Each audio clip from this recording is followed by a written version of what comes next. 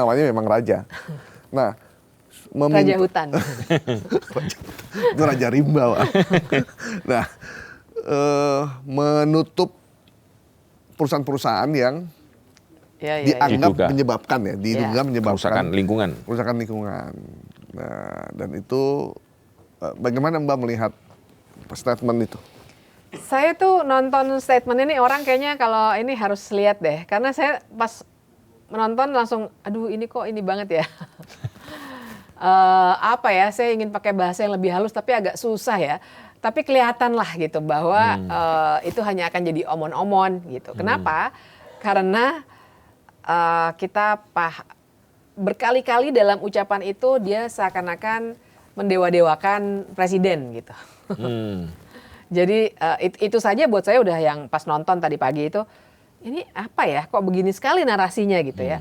Kemudian kedua, saya juga cukup lagi-lagi skeptis ya, karena kita juga punya data yang udah disampaikan secara publik oleh banyak organisasi bahwa ternyata yang banyak punya segala macam penyalahgunaan izin-izin pembukaan kawasan hutan itu adalah perusahaan-perusahaan yang terkait dengan orang-orang besar. Yang sedang menjabat sekarang. Yang sedang menjabat sekarang. Jadi saya sebenarnya sangat ragu itu akan benar-benar dilakukan. Berani atau enggak gitu. Dan temen gua ini. Iya, persis. Lah kan main dia, main gaple. Gaple. Iya, gaple. Main domino. Oh, domino. Kalau gaple kan begini. Oh iya, salah ya. Kalau domino tuh ini. Ah iya. Teman main domino dia masa dia mau? Ya kan, maksudnya ya skeptis lah saya dengan, karena menurut saya kita nggak boleh membacanya hanya dengan pernyataan dia kemarin itu. Kita membacanya dengan rangkaian peristiwa sebelumnya, termasuk main domino itu gitu kan, itu harus dibaca ya sebagai sebuah diskurs gitu. Dan dengan itu saya sih skeptis sekali. Ya tapi kan ini Mbak, dibilang ada 22 kan, berarti kita tunggu aja ya. Bener nggak 22 itu benar-benar akan dihentikan? Atau nanti tergantung pemeriksaan yang ujungnya nanti ternyata tidak terbukti misalnya. Saya juga kurang tahu juga sih. Ya makanya, itu dia kan di titik ini dia baru pidato seperti itu, yang lebih banyak memuji-muji Pak Prabowo ketimbang substansinya. Sementara kita tidak dapat kejelasan, sebenarnya konkretnya step 1, kan harusnya begitu ya. Step 1 kami akan periksa misalnya. Step 2, kalau sudah periksa, kalau ada kebenaran mungkin ada proses verifikasi dan seterusnya. Ini kita nggak jelas apakah mau seperti itu atau dia mau pakai data yang ada atau apa. Karena kan sekarang ini juga sudah banyak upaya untuk setelah Cipta Kerja ya, Undang-Undang Cipta Kerja maksud saya. Ada misalnya Satuan Tugas Penertiban Kawasan Hutan, PKH.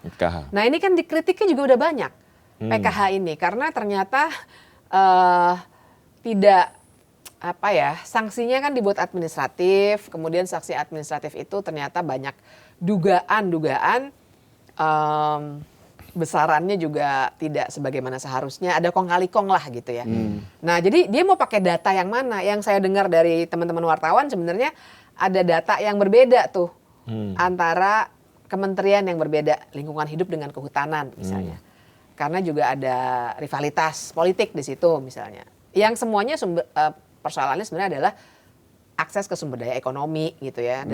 Dengan kata lain ya yang hari ini kita bicarakan, mana yang bisa diambil cuannya gitu oleh kelompok-kelompok ini. Nah saya khawatir ya itulah, saya sih nggak melihat akan ada kesungguhan dalam pemberesan ini. Biasanya kan menunggu publik lupa, itu biasanya ya. Nah itu yang saya...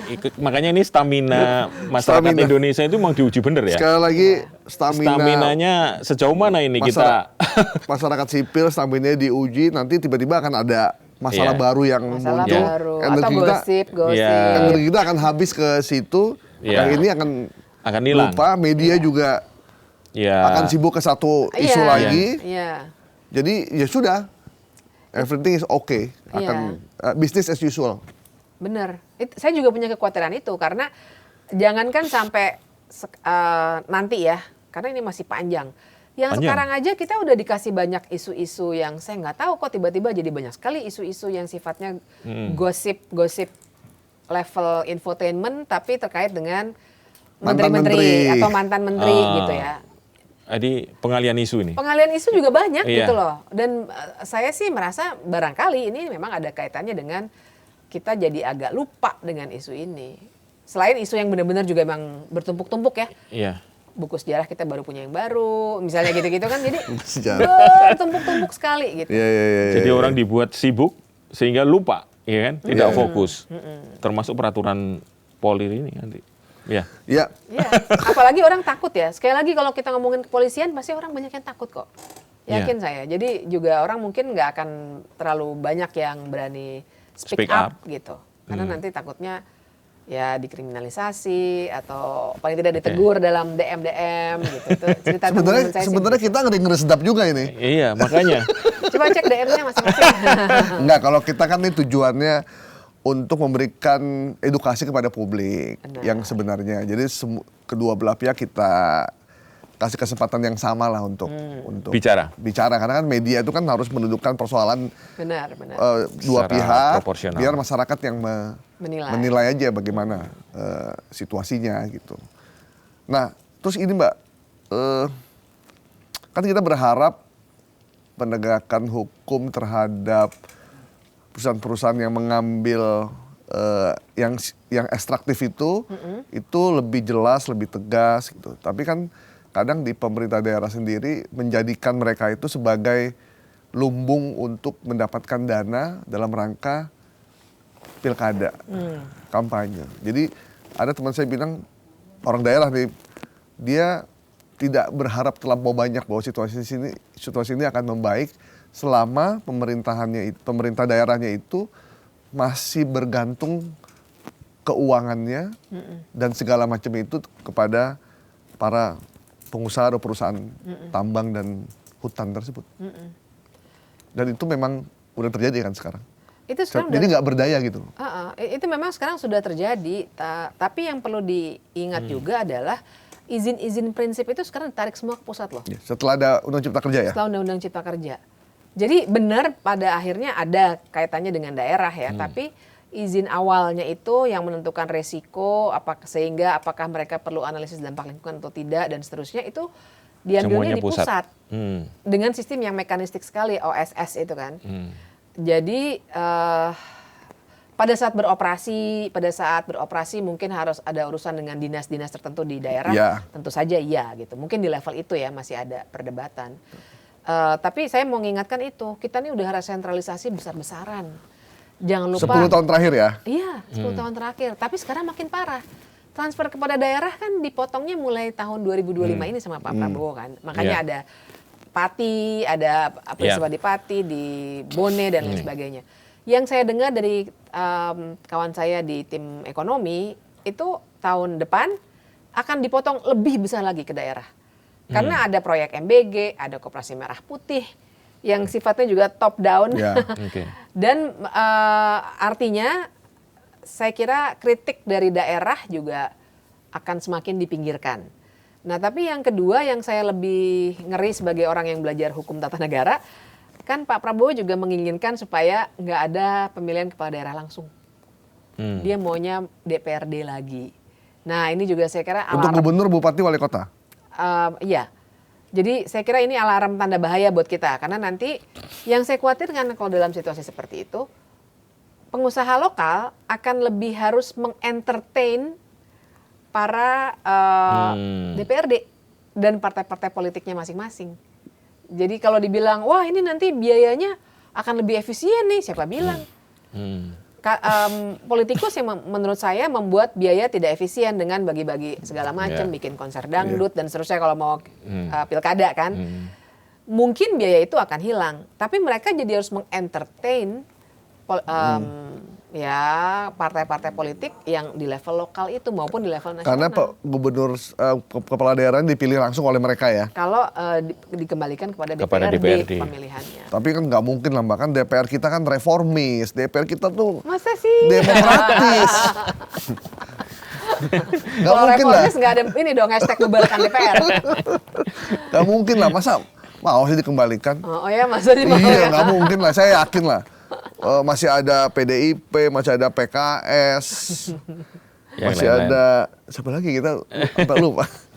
Gak tahu mereka Sampai kan, lupa gitu ya. mereka kan partai reformasi. PKS itu kan berdiri pada saat reformasi. PAN saat reformasi. Apalagi partainya? PKB reformasi. PKB saat reformasi.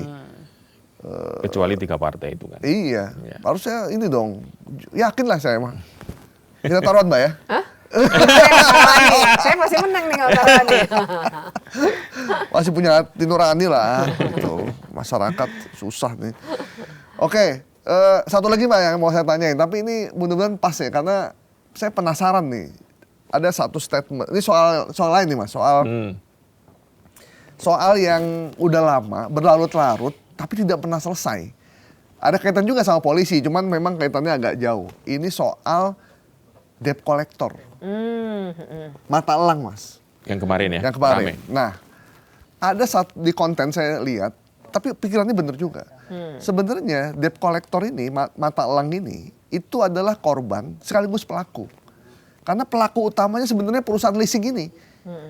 Yang menyewa Dia. debt collector Jasa dia. untuk mengambil motor-motor yang dianggap nunggak Mandek. dan segala macam. Nah, ini persoalan udah terjadi. Jadi ada debt collector yang masuk ke rumah orang ngambil motor. Ibu-ibu lagi naik motor sama anaknya tiba-tiba dicegat, motornya diambil. Lagi bawa mobil juga segala macam lah gitu. Ini urusan yang urusan yang sederhana, tapi buat masyarakat ini sangat penting dan ini menjadi viral di media sosial. Nah, Mbak melihatnya seperti apa sih sebenarnya ini gimana kita menyelesaikan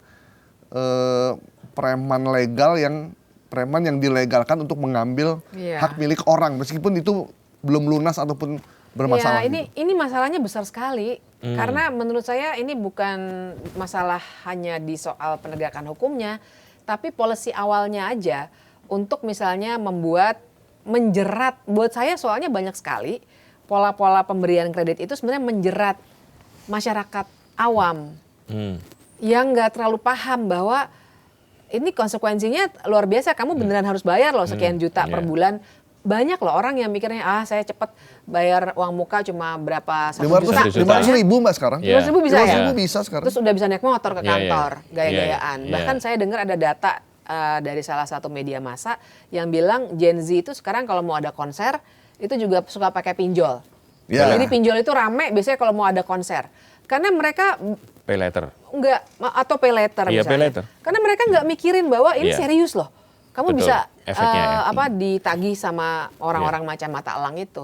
Jadi menurut saya ada masalah besar juga dalam bagaimana pemerintah, salah satunya melalui OJK sebenarnya Otoritas Jasa Keuangan, OJK. mengawasi pinjaman-pinjaman yang dibuat demikian mudah dan sebenarnya mengelabui banyak orang yang literasi keuangannya masih sangat rendah. Betul. Jadi dari level paling awalnya tuh saya pengen soroti juga tuh. Nanti baru di level Dari hulunya, tengahnya. dari hulunya berarti Dari ya? hulunya. Diperbaiki dulu ya. Tata kelola. Tata kelolanya, terus banyak yang ilegal juga gitu. Tapi pun yang legalnya pun, ya itu tadi mereka kan nggak ada rasa simpati tuh. Ini orang ngerti beneran nggak ya konsekuensi dari Iya. minjem uang. Iya, iya. Buat mereka sih ya yang penting nanti kan Nggak dia dapat penting. komisi, Iya. dapat segala macam gitu. Nah baru kemudian di level belakangnya kita ketemu sama Debt collector itu. para debt collector itu. Kan cara kerja mereka kan juga unik ya. Biasanya kan dilelang gitu ya. Maksudnya ini apa nih kelompok mana nih yang mau ambil nih? iya. Gitu. Oke, dia ambil misalkan 100 motor di wilayah ini. Akhirnya Ini nomor serinya, terus dia lihat tuh tiap pagi Lihat dilewatin, iya. begitu dapat langsung Diambil. ambil karena dia langsung bagi hasil diambil. sistemnya Mbak, baru saya Benar, tahu. bagi hasil. Nah itu jadi saya kira ini memang rumit sekali. Tapi menurut saya disinilah sebenarnya peran dari pemerintah yang katanya negara harus hadir. Harusnya dia dari hulu tuh udah ngatur secara lebih ketat. Di kita itu terlalu mudah untuk memberikan kredit-kredit serupa itu. Sementara literasi keuangan kita juga masih sangat rendah gitu. Literasi digital rendah masih, literasi keuangan rendah. Ya pendidikan kita bermasalah. Literasi politik. Apalagi kacau. Apalagi hukum ya. PR-nya banyak nih. PR-nya banyak dan kita bebankan ke Mbak Bivitri dan Aduh. kawan-kawan. Aduh. Mbak Bivitri tugasnya banyak banget. Aduh. Oke, Mas. Oke. Sip. Mbak, Cukup. terima kasih banyak ya Mbak Makasih. waktunya. Sama-sama, terima kasih. Pencerahannya. Padahal udah to the point tapi ternyata kita ngomong udah panjang ternyata ya. Iya. Padahal Karena poinnya terlalu banyak. apa terlalu banyak masalah di negeri ini. Sehingga yang kita mau omongin tuh banyak sekali gitu. Iya. Oke Mbak, thank you. Sama-sama. Semoga tidak bosan Terima untuk kasih, tampil Mbak di To Bibit. The Point aja. Demikian teman-teman, sampai ketemu di To The Point minggu depan. Bye-bye. Bye.